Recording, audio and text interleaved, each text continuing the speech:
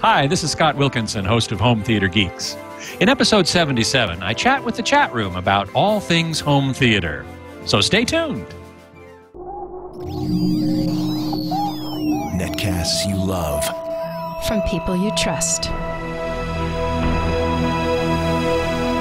This is Twit. Bandwidth for Home Theater Geeks is provided by Cachefly at CACHEFLY.com.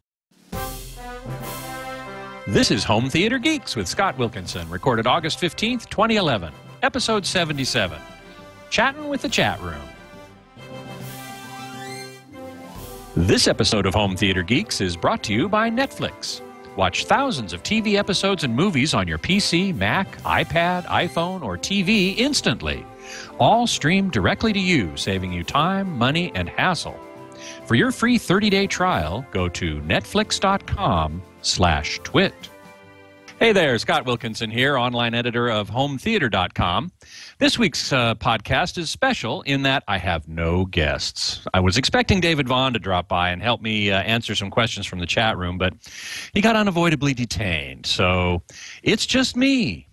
So what I'm going to be doing this week is looking at the chat room and answering questions from there, and also giving you a little tour of my new set. I figured, hey, what the heck, Leo's got a new studio. I'll put one together myself. So I am in the HomeTheater.com and Home Theater Magazine video testing studio, and I had hoped to show you some of those rooms as well, but didn't quite get the cabling together, so that'll have to wait for another time. But meanwhile, let me show you a little bit around the set here that I've got, because I've gotten a lot of people. A lot of people in the chat room have asked about all the stuff behind me, so I thought, what the heck, I'll give you a little tour of that anyway. So I'm going to step out of the camera and pan it around and show you some stuff.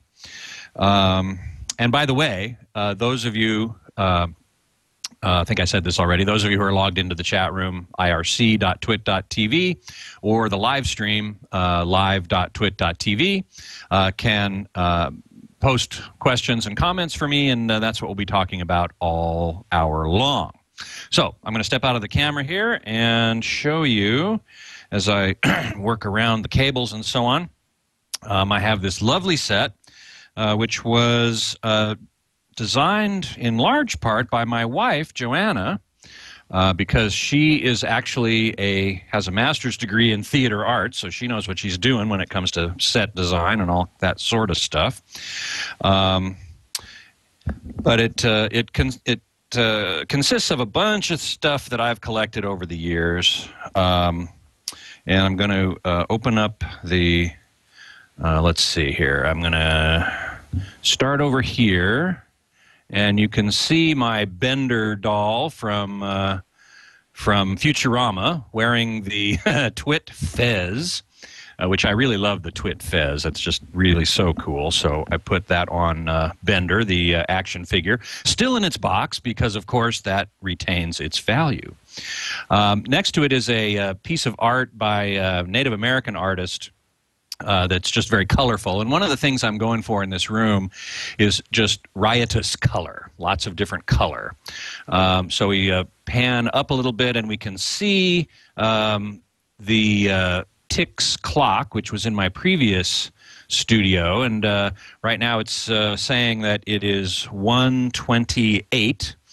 That's how you read that clock, and it changes its little dots every few seconds or so. Below it is, believe it or not, a synthesizer. It's called the Yamaha VL70M, and it's played with a wind controller. Basically, instead of a keyboard, it's an electronic saxophone, and that's how that is played. Maybe someday on the show I'll actually play it.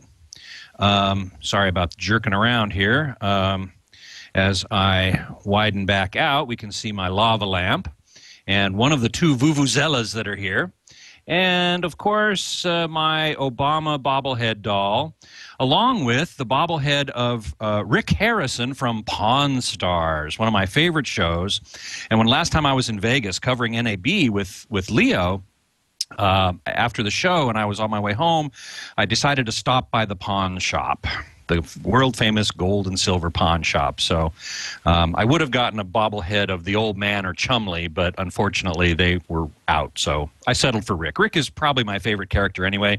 He's a pawn shop owner with a heart. He really knows, he really does a great job there, and I enjoy watching him quite a bit.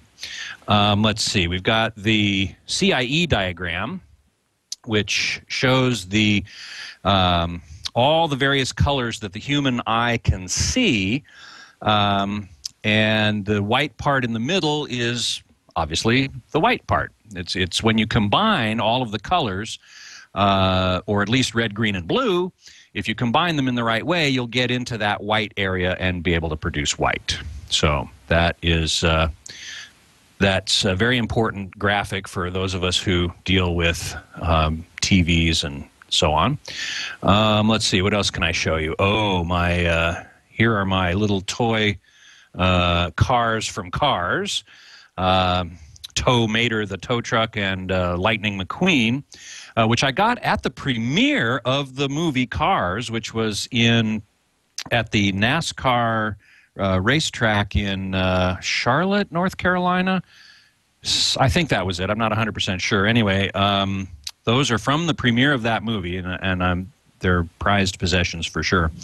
You'll notice a bunch of clocks around my studio because I'm really into time. I really like thinking about it, and so I have a number of different clocks here, including this one from the Metropolitan Museum of Art, and that is basically the second hand is a rotating color wheel, sort of like the color filter wheel in a DLP, single chip DLP projector, and it combines with the colors behind it on the face of the clock to produce a sort of an ever-changing spectrum of colors in that central circle, and I just think that is very cool.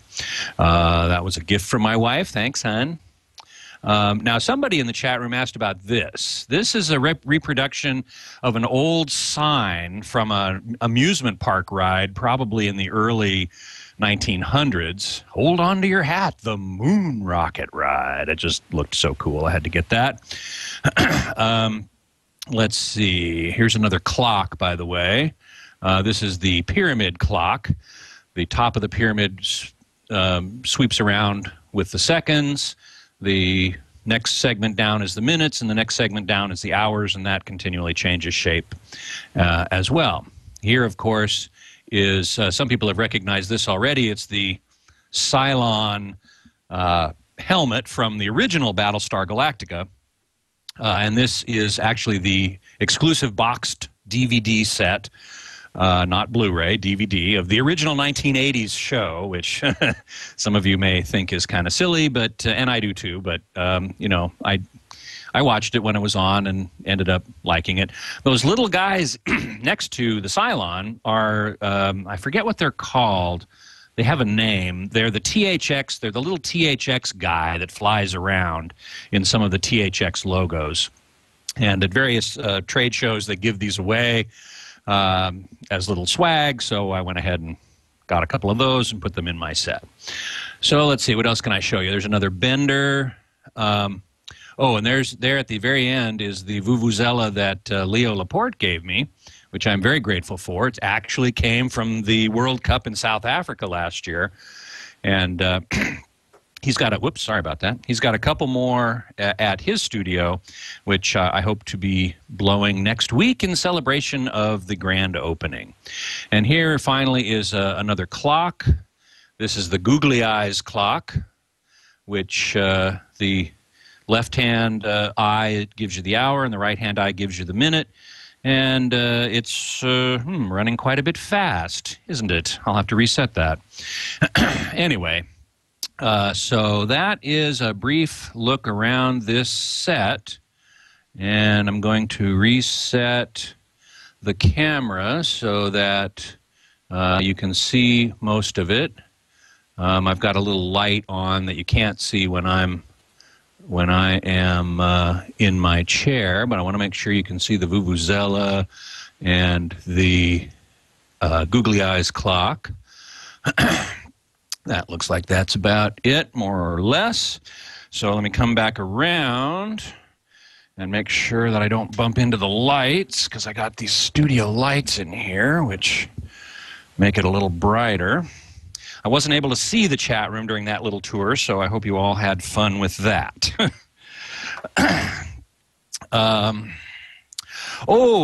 Yes, thank you very much. The baseball next to the cars.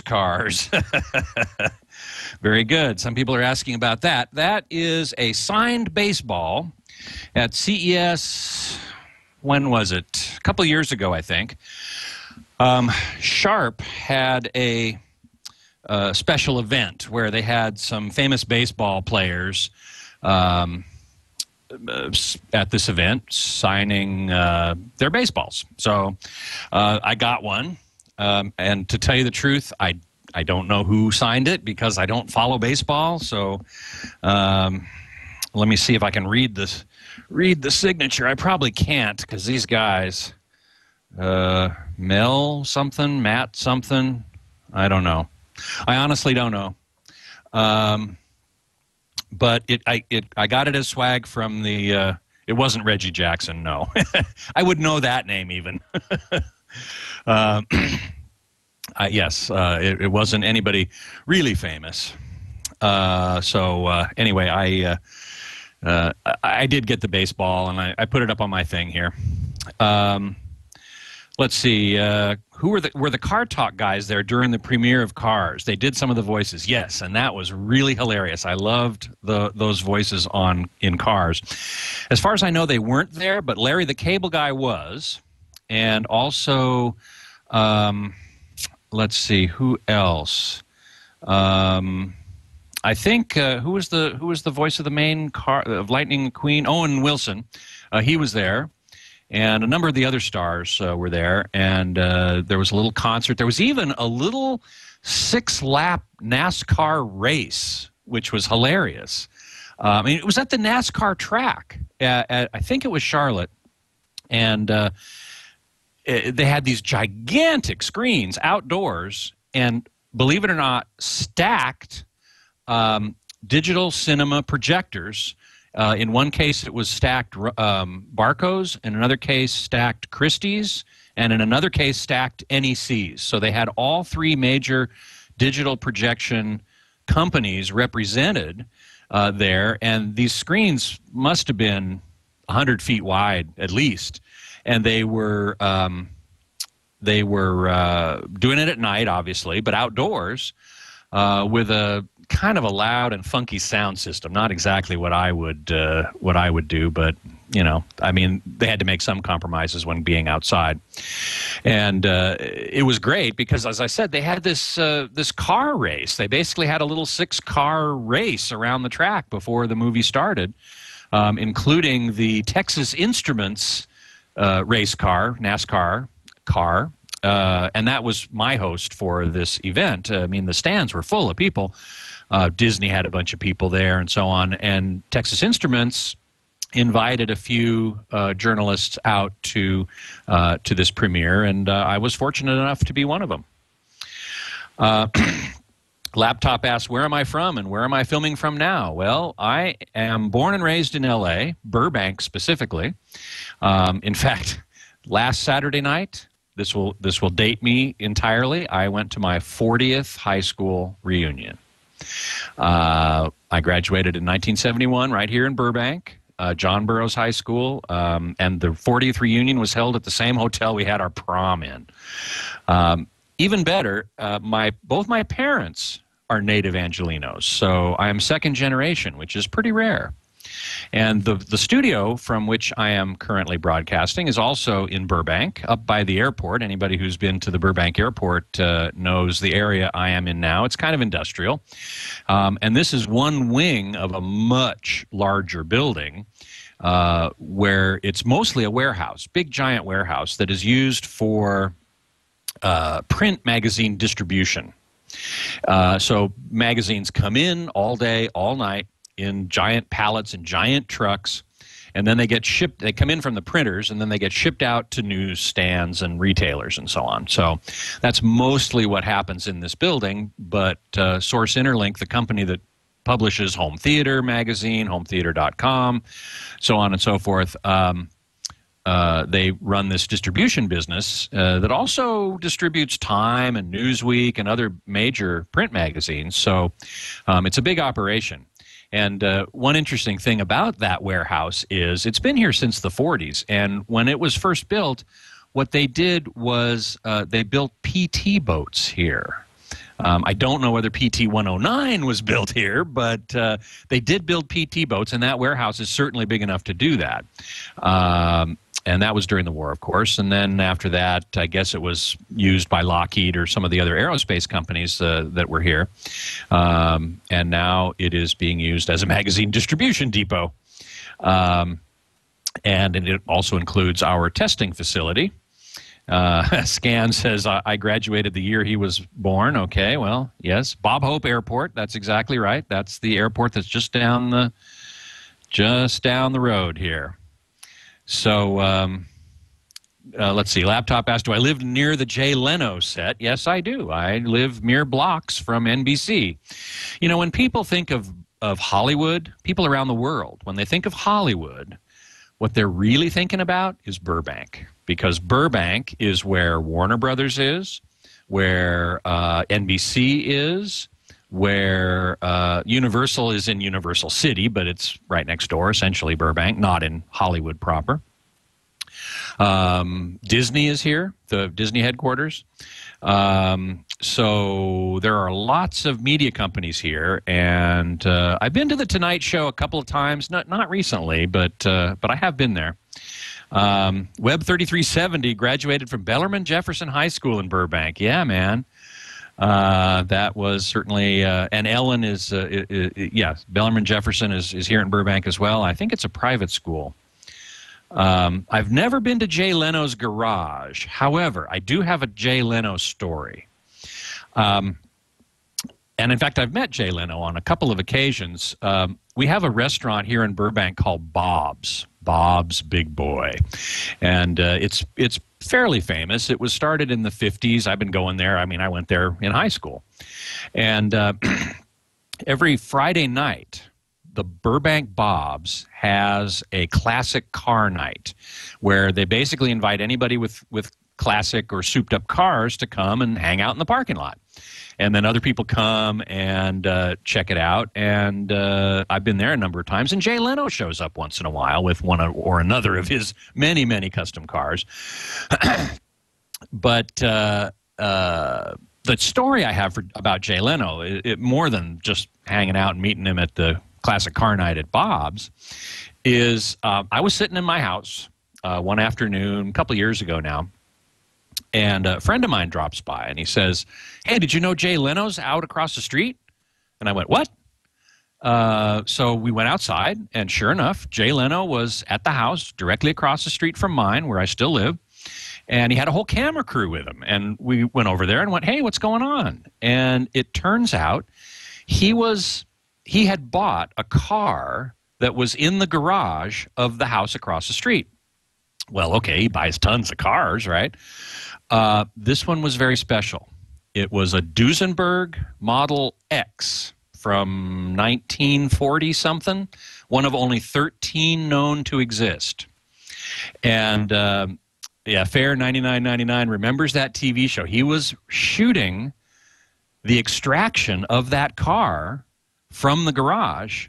Now, dig this. The guy who bought it, the guy who had lived in that house for many years, old mechanic guy named Willie, who has since died, and his kids found this car. They knew it was there, and they sold it to Jay Leno.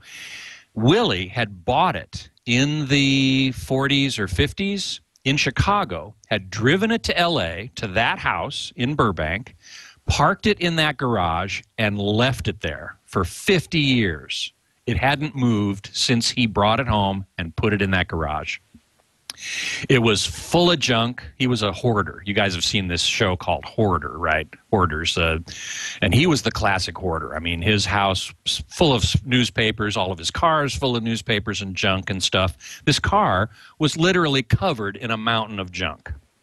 So, and of course, the rubber had decayed, and the leather straps on the back thing had decayed, and he had just left it there. And his kids remembered playing on it when they were little. Now they're adults, of course. And so Jay Leno came, and he found out about this car somehow, and he bought it, and he brought it out and took it to his shop, and his mechanic, fixed it up. And they decided not to restore it fully. If you guys have seen have seen the show Rides on, I believe it's Discovery Channel. It might be HDNet, but I think it's Discovery. And seeing this show, you'll know that he decided not to repaint it and everything. He just kept it in its as original condition as possible, and he got it into working condition. And so the end of the show is he takes it back to the garage. He puts it in the garage, and then he films himself driving it out as if he had found it in drivable condition. And if you ever do see that show, take a close look at the very end when he's driving away in this car that he supposedly found in the garage in working order. You will see my wife's Saturn. She doesn't have that Saturn anymore, but it was parked on the street when they filmed that. So that was quite hilarious. And that's my big Jay Leno story. Yes, it was a doozy. Exactly right. Yes, Web 2225. You do lose the patina a little bit, but Web 5101 remembers that show, and it was outrageous. I'm sure. I have no idea how much he paid for that car, but it must have been in the hundreds of thousands of dollars, if not millions.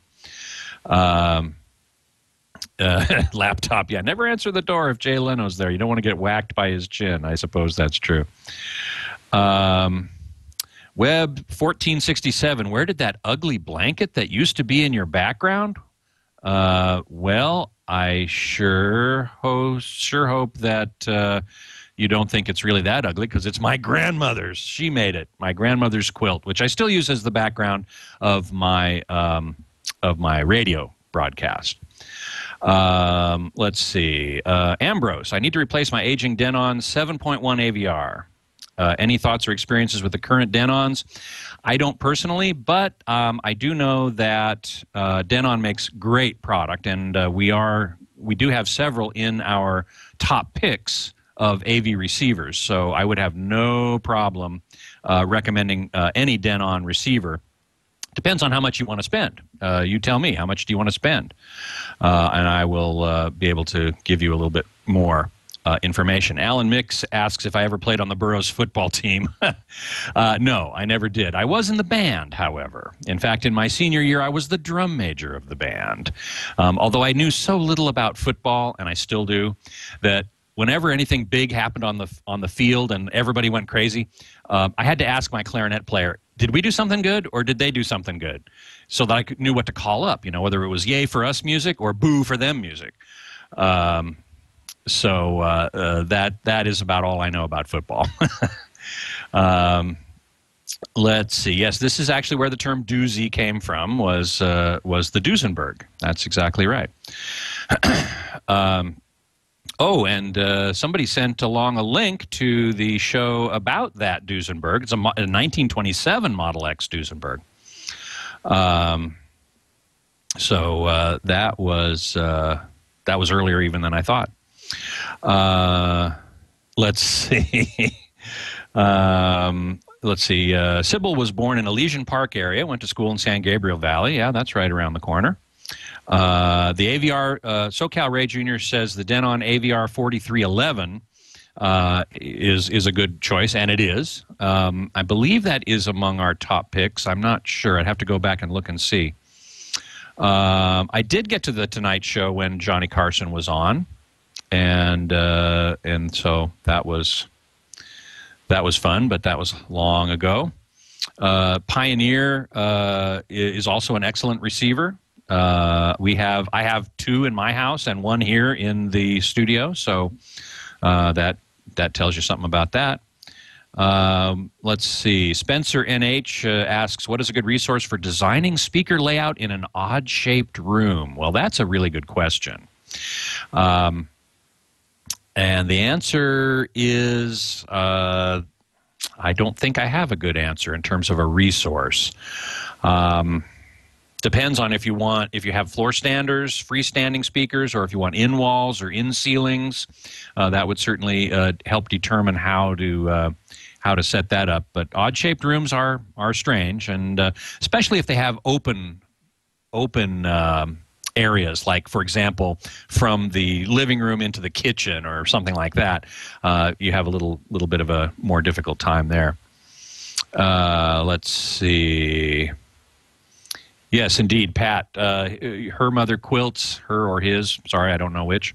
My mother quilts, and I know how much work your grandmother put into that piece. I'm glad you liked it. Thank you. I like it too, and I think it makes a good backdrop myself. Web 6, this is the actual show today. This is not the pre-show. I'm just interacting with the chat room today. So if you have a question, post it in the chat room, and I'll be happy to talk about it. My take on Klipschorn speakers are that they're very good. If you like horn speakers, they have a particular character to them, which I like quite a bit, and a lot of people do. So I have no trouble with them at all. Let's see. Metro Scene says, I have a first-gen Samsung LED TV that does not pass Dolby DTS through the optical cable to the Onkyo receiver. The Onkyo receiver has no HDMI. Well, that's too bad. I guess what I would do in that case is connect the, I assume you have the, let's see, I just lost it here. Sorry.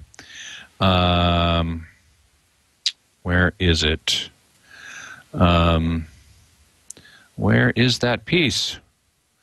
Oh, well. I would connect it with, if you've got HDMI from, say, your Blu-ray player directly to your TV, I would take the optical out from the Blu-ray player and connect it directly to the AV receiver.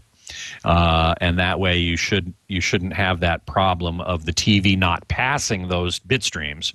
It's too bad. That it can't do that, but some TVs can't. Web 7685 says, you never mentioned that I went to Cabrillo College. That's true. I did go to Cabrillo College in Santa Cruz after I studied physics at UCSC. I studied music at Cabrillo, and so you're exactly right about that. Let's see here. What else have I got? What's your thoughts on Bose home theater systems? Looking for a 2-speaker home theater system. Well, I have to tell you that I am not a fan of Bose home theater systems. I just don't think they sound very good. They cost a lot of money, and what you're paying for is the name more than the performance. If you want a home theater in a box type system, a complete system in a box, I like Onkyo quite a bit. I'm not sure if there are any 2-channel systems that are in a home theater in a box. I'm not quite sure why you'd want 2-channel when you could easily get multi-channel, and multi-channel is so very nice. Let's see. My opinion, please. Best 65-inch LCD on the market, cost not being an option. Let's see. I would have to say in LCDs, probably I'd have to say either Samsung or Sony. We don't normally look at 65-inchers. We did look at a Vizio, which was very good. But I would say Samsung or Sony are going to give you the best results. And if you can get, pardon me, if cost really is no object, and you can get the Sony HX929 line, which is an LED backlit LCD as opposed to an edge lit, that's going to really do you the best of any of the LCDs. Please forgive me. I've got a little frog in my throat there. Yes, so the Sony HX, I believe they make HX929. They make a 55 and a 65. The 55 is $3,200 or $3,500, something like that. So the 65 is going to be pretty expensive. But LED backlighting is the way to go. Edge lighting puts LEDs around the edge of the screen, which tends to give you uneven illumination. So you get what we call the flashlight effect, which is in the corners of the screen, it looks like there's a flashlight pointing down into the screen, especially on dark scenes, outer space, that sort of thing. So you really want to, if you can afford it, LED backlighting is the way to go. It's more expensive. It's the most expensive flat panel, in fact. So that is my recommendation for cost is no object. Icon says, yeah, horn speakers are a particular taste. That's absolutely true. Let's see. J5J Halgren asked, did I ever get to try out that DVR that didn't need service for OTA stuff? No, I didn't. I think it was the Channel Master. Ken Crayley, do I like Onkyo receivers? Yes, absolutely. They are among my favorite budget receivers. He has the TX SR308. Very nice entry-level receiver. Am I a fan of Martin Logan's?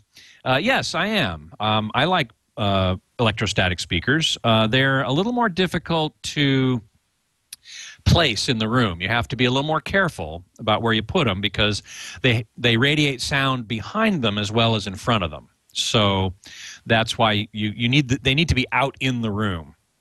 And if people have that much room to be able to dedicate and put speakers out in the room, then great, wonderful. They sound really good. I like them. Now, electrostatics and magnetic planar speakers do not go down super low. So most Martin Logans and Magnapans have a regular, what's called a dynamic low frequency driver. And you might want to pair them with subwoofers as well. Let's see. Yeah, SoCal Ray Jr. says the same thing. Connect the disc player to the receiver via optical. Yeah, exactly right. Let's see. Is KEF worth the price? eSpan says, yes, absolutely. In fact, the KEF Q900 is going to get our top pick for... I'm pretty sure it's floor standing speakers. I don't think it's compacts. But yes, absolutely. KEFs are great. Absolutely. What do I recommend for cheap and simple sound solution to replace crappy built-in TV speakers? Just about anything. I've never found a TV that I like the sound of at all. So a sound bar is probably the best and simplest solution for that. Just get a sound bar. We haven't done a lot of sound bars lately. I'm intending to do a lot more now that I'm working on the hometheater.com website. So, but Vizios are pretty good. It depends on what you want to spend. Polk makes an excellent one. You would typically want to get a subwoofer along with the sound bar because it's not really, the sound bar isn't really going to go very deep. But that is definitely the way probably to go. Let's see. Can I discuss Toslink cables? Sure. Toslink cables, that's another word for optical digital audio. I believe it was originally developed by Toshiba, which is what the TOS comes from. And it's an optical cable. It's a fiber optic cable. It cannot send Dolby, True HD, or DTS HD. It can only send standard Dolby and DTS bit streams, encoded bit streams to the AV receiver. So if you want those higher end lossless audio streams from Blu-rays, you can't use Toslink. You have to use HDMI. It's the only way to go there.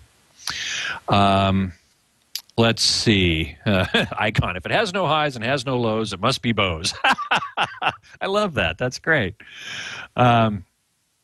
Let's see. Identify says, I like the clean look of jacks on the wall, but an AV guy told me that that's too many connections. What is your opinion? Oh, well, that's a good question. Why is my chat room just jumping around so much here? Let's see. Oh, yeah, jacks on the wall. You know, your AV guy has a point.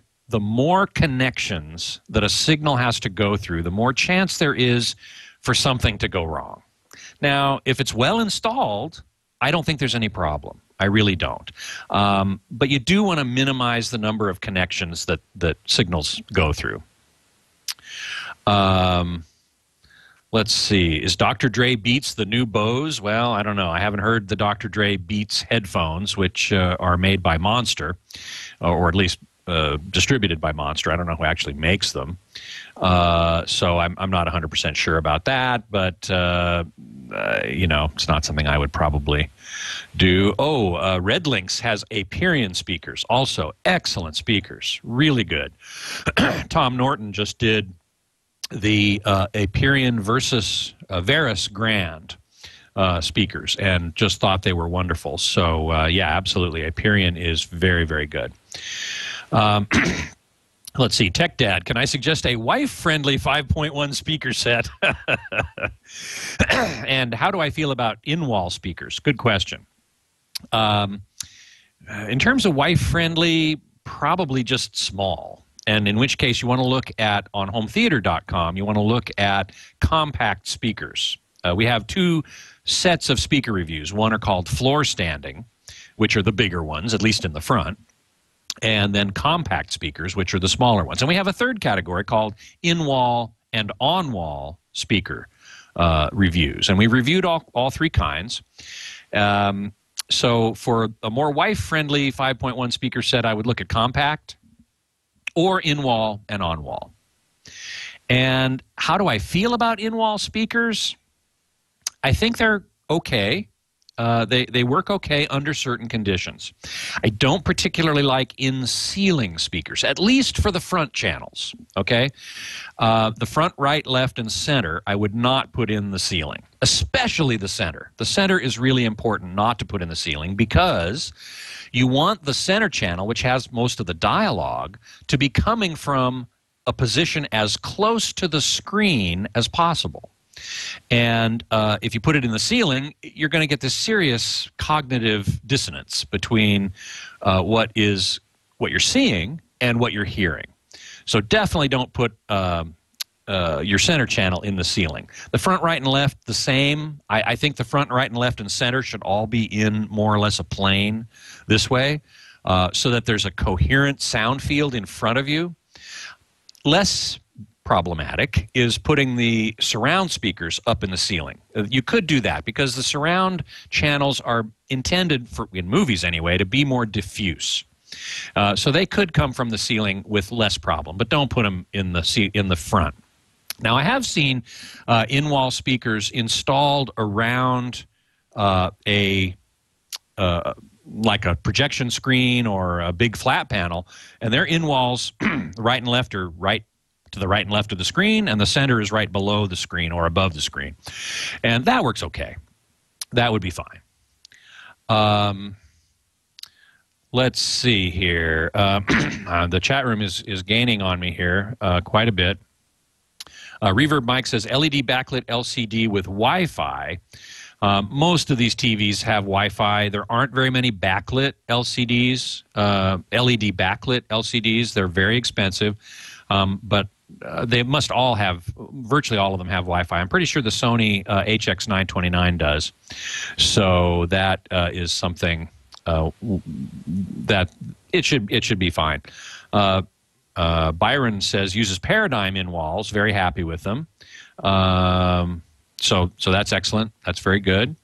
Let's see. My father is always asking me, who is this? Zephyr, a great screen name. My father is always asking me, plasma or LCD? Is there any way to answer that question? Why, yes. Go to hometheater.com and read my article that I just posted about it. It's not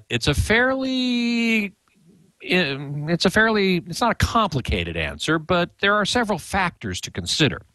Now, in that article, I go into great length about all these factors, but then at the end of the article is a table that summarizes the pros and cons of plasma, conventionally backlit LCDs, that is LCDs with fluorescent backlights, LED backlit LCDs, and LED edge-lit LCDs. So just go to hometheater.com. It's I'm sure it's still on the homepage. It hasn't scrolled off the front page yet, so that is where you can find the answer to that for sure. Joel H. Bose equals big overpriced speaker equipment. Well, I have to say, yeah, I don't like Bose speakers. They're not big, for one thing. They're quite small. The one of the few exceptions to that are the Bose noise canceling headphones, which are wonderful. I use them on every plane flight I take.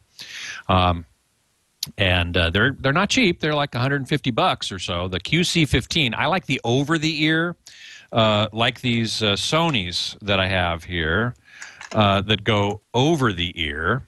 That's also called circumaural. And I prefer those. They also make a QC20, Quiet Comfort 20, which is on ear, such as these little Plantronics that I have. And I prefer the over the ear because I think that gives you better isolation. But the noise canceling properties of those headphones are fantastic. Fantastic. Let's see here. Boy, I got so many questions. Let's see. Is THX certified equipment worth it? Oh, that's a good question. Yes and no. With THX certification, you are assured of a certain level of quality and performance. I do believe that to be true. Now, that doesn't mean that say a receiver or something without THX certification isn't going to perform well, because we've seen a number of non-THX certified AV receivers, speakers, even TVs that perform just fine. For example, the Panasonic ST30 is their entry-level 3D plasma. It is not THX certified, whereas the GT30 and VT30 are. And we actually, for the budget, for the money, we prefer the ST30 over the GT30. The GT30 had some calibration problems and some other little difficulties that we ended up preferring the ST30, which is not THX certified. So the answer is yes and no. It doesn't. You don't have to have a THX certification in order to make sure you've got good performance. But really, to find out for sure is to read the reviews on hometheater.com. Of course. How did I get this much knowledge on audio and home theater, says Laptop. Well, I've been doing this for over 20 years now, so that will certainly give you a lot of experience if that's what you focus on learning about for 20 years. Sony Philips or not? I'm not sure I know what you mean by that. Philips TVs I've never been a big fan of. They just, the ones I've reviewed, and I haven't in quite a few years, but those that I have reviewed just didn't perform very well. Sony TVs, on the other hand, yeah, absolutely. Do I like Yamaha receivers? Yes, I do very much. In fact, my very first serious 2-channel receiver was a Yamaha. And I've liked them very much. Now, for a while there, they got into a little bit of a problem. Their video processing clipped parts of the video signal, the parts that extend above white and below black. But they fixed that problem over the last couple of years, so I can recommend them without any problem. Let's see. Adam, I can't read it. Johnny, I guess, says Toslink or coax is what he means. And that's a pretty good question. There is some debate about that. I think Tom Norton generally prefers coax. I like Toslink because it is immune to electrical interference. Now, whether or not electrical interference is going to affect digital coax or not is another question. But it's a question with coax. It's not a question with Toslink. Let's see. Ray has an old Sony rear projection TV from 2002. What cable do I need to connect a VGA computer? Ooh, does it have a VGA connector on it is the question. If it does, then you're golden. If it doesn't, is there such a thing as an HDMI to VGA converter? I think there is. Let's see here. What are my thoughts on the trusty 805 Onkyo? Still current or time to upgrade? 805, I mean, hey, if it works, go for it. This is one of the big philosophical things that I like to talk about is people worry. They go, oh, if I buy something now, then 6 months from now it'll be outdated with the next thing. Well, that's always going to be the case. Always. And so whatever you buy now, to do whatever it is you want it to do, it's going to continue doing that tomorrow, next week, next month, next year. And so even though new things come out, you know, what you got it to do, it's still going to do. So I wouldn't worry about it. Now, having said that, I never buy version 1.0 of anything. So a brand new technology, I wait for the bugs to get ironed out. But once the bugs are ironed out, you know the next thing's going to come along in 6 months or a year or something like that. There's going to be some new technology, some new gizmo, some new thing or another. That's always going to be the case. And if you keep waiting for that, you're never going to get anything. You're never going to enjoy anything. So I say make your best choice now for what you need now, and then don't worry about it. Enjoy it. Web4496 says, how did I meet Leo Laporte? Well, that's an interesting story. It was CES probably 5, 6, 7 years ago now, quite a long time ago. And I had seen Leo on Tech TV. You guys remember Tech TV? He had 2 shows. He had Screensavers and Call for Help. And I liked those shows, and I watched those shows, and I thought Leo was great. So there I am at CES. I'm walking down the halls. Anybody who's been to the Las Vegas Convention Center will know the hallways between the north and central halls. And I'm walking down there, and here comes Leo Laporte walking towards me. So, being the gregarious guy I am, I stick out my hand and I say, "Hey, Leo Laporte, I'm Scott Wilkinson." And I tell him that I'm, the editor of, I forget what I was the editor of at the time, but I was still working in this field. I was covering the show, and I told him I was covering the show. And he said, "Hey, I'm doing a radio show from here. You want to be on?" And I said, "Sure." So he was broadcasting the radio show at the time from there, not like he does now with streaming it.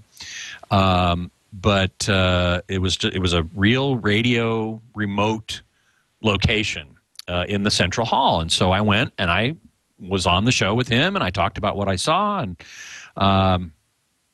he thought that was great. And so we then went on, and I ended up doing my regular guest spots on his radio show. Then we started this very podcast, Home Theater Geeks. I ended up subbing for him a few times on the radio show, which I am extremely gratified and honored and pleased to do. And so that's how I met Leo. Let's see. Skip Lives. 3 identical front speakers or a center channel? Well, this is a really good question. Ideally, the ideal situation is 3 identical front speakers. Now, if you have tower speakers, that is impractical unless you have a projection system, front projection system, with an acoustically transparent screen. Okay, if you have an acoustically transparent screen, one that is perforated, that has little tiny holes in it, or that is woven material, then you can put a tower speaker behind it, and the sound comes through the screen. And this is very good. This is the ideal situation, because you want the 3 front speakers, in particular, to be identically voiced. You want them to sound the same. All speakers have slightly different tonal qualities. And the more different those tonal qualities are between the 3 front speakers, the more you'll notice when a sound moves from one to the other. You want the pans to be extremely smooth. So that is the best situation. Of course, if you have a flat panel, if you have a non-acoustically transparent screen, you can't do that. So then the next thing is to get a center channel, which is normally horizontally oriented rather than vertically oriented. And you get it from the same company and hopefully from the same model line as the front, right, and left, because the company has gone to hopefully great pains, and we tell you this in our reviews, to tonally match the center to the front, right, and left. Now, it's also important for the surrounds. You'd like them to tonally match as well, because what happens when a sound pans from front to back. But it is a little less important than the front three. That's where it's really critical. Let's see here. Thoughts on the Onkyo TX-NR509 in a rectangular room, viewing area across the width.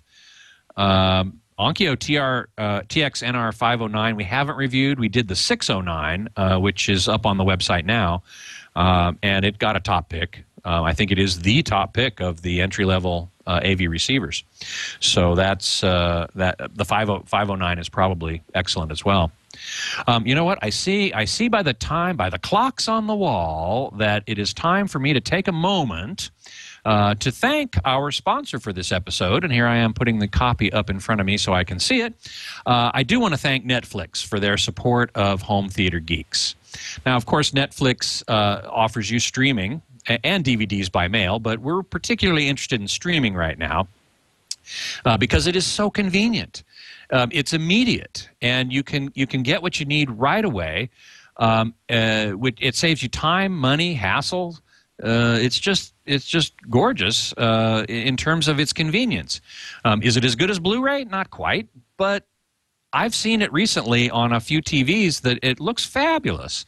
And there are several ways to instantly access streaming movies and TV shows. You can watch on your Mac or PC or iPad, and that iPad app is great. You can watch even on your iPhone if you're on the go.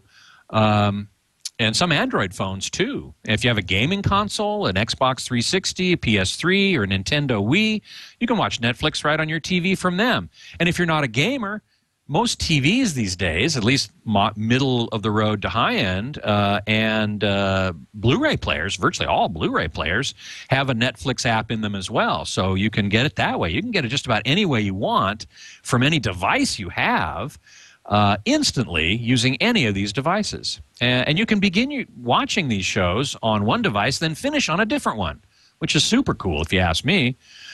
Whichever way you choose to access Netflix, you can watch as many movies and TV shows as you want, anytime you want. And you can cancel anytime. So, no harm, no foul. Even better, you can try Netflix for 30 days free. Go to netflix.com/twit. And be sure to use this URL when you sign up for that free trial, netflix.com/twit. And we thank Netflix for their support of Twit and this show in particular. And we sure hope you enjoy watching instantly from Netflix. Okay, let's get back to the chat room here. Let's see. Boy, I've got a bunch of stuff here. Let me see. Oh, here, the perennial question. Which is better, CD or vinyl? Last week we had Michael Fremer on the show, and he's a big vinyl fan, and believes that for him it provides the best sound. I myself, I prefer the cleanliness of digital. And I like also the lack of hassle. Vinyl, you have to keep in a pretty controlled environment. You have to clean it carefully. And it does have scratches and pops. They're inevitable. The equipment is typically expensive. Michael Fremer would say you can get a good turntable for in the $350 to $500 range. And vinyl is making a comeback. I personally prefer CDs. And I will piss off all my audiophile friends for saying that, but that's it. Let's see. I can't see these names very well. Can I recommend a good value-priced 50-inch TV? Yes, I can. Absolutely. I really like the Panasonic ST30, the TC-P50 ST30. Now, it's a 3D TV, and the 50-inch is $1,500. Now, it's a 3D TV, and a lot of people go, oh, I don't want 3D TV. You know, I want, I don't, you know, 3D gives me a headache. I hate it. It's a fad, whatever. Okay, fine. Don't use it. My point about 3D TVs is that if a TV has 3D capabilities, that probably means that its 2D performance is superior. So even if you never use the 3D capabilities of that TV, you're going to get a better 2D performance. Now, having said that, I will tell you that I also recently reviewed the Samsung UN46D6000, which is a 46-incher, not a 50-incher. It's a 2D set only, $1,300 list, and excellent, just remarkable. Really, really good. I will say as a caveat, however, that when I posted that review and gave it a top pick because I thought it was so good and such a good value, one of our regular commenters, Jared, posted a comment to that review and said, yeah, well, I'm sorry you had I'm glad you had that experience, but I had a very different one. And he is on his third set with dead pixels, and the streaming doesn't work well, and the streaming worked great for me. I was watching Netflix on it, and it looked fabulous. But not so for Jared. So one of the things that he complained about was that after about 100 hours or so, you started seeing dead pixels. So I've got that set sitting in the lab running a 60% white field, and I'm going to let it run for a couple of weeks, just 24/7. And I'm going to see if it develops any dead pixels, in which case, if it does, I'll have to update that review. But otherwise, if it doesn't do that, then maybe he just got 3 bad ones. That's kind of hard to believe. But the one I got, which, by the way, was bought by Samsung at a retail store and shipped directly to me. So you might think, well, wait a minute now. They cherry-picked one and sent you a good one so that it'd get a good review. No, it's not true, because they didn't have one in stock in their review samples, and they didn't have one in the warehouse even. So they went and bought one at a retail store. I don't know which one, but they went and bought one and had it shipped directly to me. So it was not a cherry-picked TV. And I just want to make sure everybody understands that. Let's see. iPhone 46409. When comparing sound systems, should you listen to music you hate because a great song on a bad system might make you think the system sounds better psychologically? Wow, that's a great question. I'm not sure about that. What I would say is listen to music that you know really well, which probably means music that you like. But you want to listen to music, when you're evaluating a sound system, you want to listen to music that you really know very well, which is why I typically play my own music, because I recorded it, I played it, I mixed it, so I know it really well. And so that is what I normally listen to. Of course, most people aren't musicians with recordings of their own, so, you know, I would take music that you know really well, that you've listened to a lot, hopefully on a bunch of different systems, so that you know what its characteristics are. Then that's what I would do. Let's see. Scott East Bend says, no offense, but do you think it's harder to test home theater sound systems when you get older since the ear gets worse with age? I'm afraid so. There's no getting around that, which is why I protect my hearing so very carefully.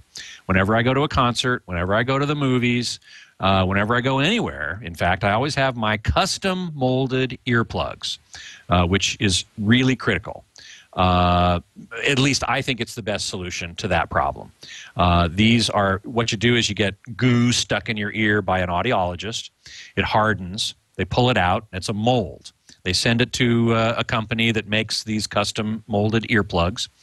And then you can put in different filters that attenuate the noise level or the volume level by different amounts.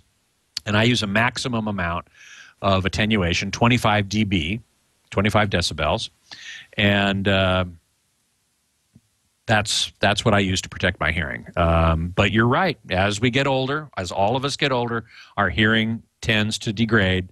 And so that does become a bit of a problem. Let's see here.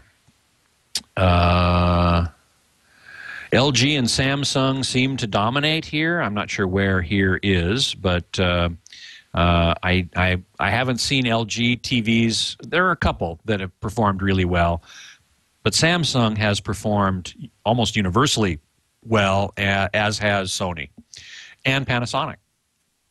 So those are the three that I generally recommend most. The reason CD is better is because you can record a song playing on vinyl to CD, and it will sound like vinyl. Well, that's a good question, actually. That might be debatable. Although I will say that many recording engineers know that their music is going to end up in digital format, but they record through tube amps, preamps particularly, tube-based processors, audio processors, in order to give it that tube warmth. And that, I think, does get recorded onto CD. So that's one way to sort of get the best of both worlds. Have I ever done a review on Emotiva? The answer is no. But I really want to, and I intend to, because I have heard a lot of great things about Emotiva. It's a great value proposition, as they say in business. Any recommendations for TV tuner software? No, I don't have much. Information with that.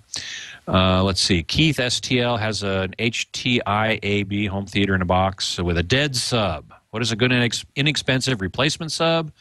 I think I haven't done a lot of subwoofer reviews, but a company called, they normally pronounce it Su. It's HSU. It's a Chinese guy, Dr. Pol Ser Xu, makes really, really good subs at value prices. Emotiva, I think, does as well. And I do intend to review more of Emotiva products, and maybe Su as well. But that's a good idea. Those subs generally are recommended as quite good value for the money. Adam 12, thank you so much. I don't look a day over 35. I am a day over 35, maybe a few days. Somebody was looking at the site at my site and redirected to Popcorn Hour. I don't know about that. Maybe they have an ad. I haven't looked at the Popcorn Hour media streamer. I certainly will want to do that.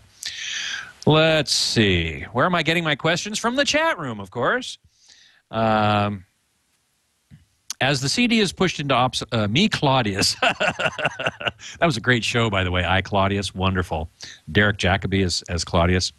As the CD is pushed into obsolescence, is Amazon and Apple going to continue to upgrade their music quality beyond compressed music, or do we have to search for other sources for better quality?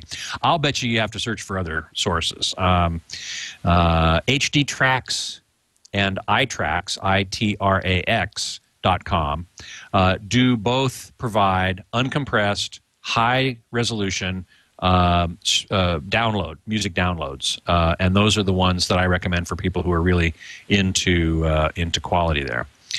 The Onkyo 9.2 receiver, perfectly fine. I love Onkyo receivers. I do like putting two subwoofers in a room if you can, at the halfway points of two walls in a rectangular room, which smooths out the bass quite a bit. Let's see. What is my feeling on DLP sets? Well, you're talking about rear projectors, and there's only one company that makes them anymore, and that's Mitsubishi. And they make a fine TV, but they're big and bulky, and everybody wants flat panels. So that's why they're the only one left. They're also, though, the best value proposition for big screen TVs. You're going to get a 65-inch DLP from Mitsubishi for less than you're going to get a 65-inch from just about any flat panel maker. And then you can go up from there, and Mitsubishi goes up to 92. If you've got the real estate, the floor space in your room, then you're going to be able to get a really big self-contained TV. But it's still got the problem of lamps. You're going to have to replace the lamp, except for the laser view TVs, Mitsubishi's laser illuminated TVs, which you don't need to replace the lamp, but those are expensive. Those go back to being expensive. Oh, look, somebody's a deaf studies major at CSUN, which is my alma mater for music, and nice to hear me talk about ear protection. I don't emphasize this point nearly enough. Well, I have written about it many times, and I do emphasize it quite a bit. My wife is a speech pathologist, so she is also very attuned to this problem, and I hope I go to the NAMM show in Anaheim in January, but it's right after CES, so that's a real problem. So listen, guys, I want to thank you so much. We're already at the end of the hour. It's hard to believe, but I'm going to do this regularly, so stay tuned for that, because I do find it very, very good that we are able to just communicate pretty directly between ourselves, and I enjoy it very much. So I thank you so much for all the great questions, and if you didn't get your question answered, pardon me, but you know, gotta make way for TNT, which is coming right up. So I hope you stay tuned for that. Next week, of course, well, not of course, because you don't know this yet, but I'm on vacation. I'm going to be taking the week off, so there will be no Home Theater Geeks next week. Sad, I know, but the following week will be a very interesting guest, who is a sound mixer who has experience mixing in 11-channel surround. So I'm really looking forward to that, and I know it'll be a great conversation, and I sure hope you will join me then. Until then, geek out.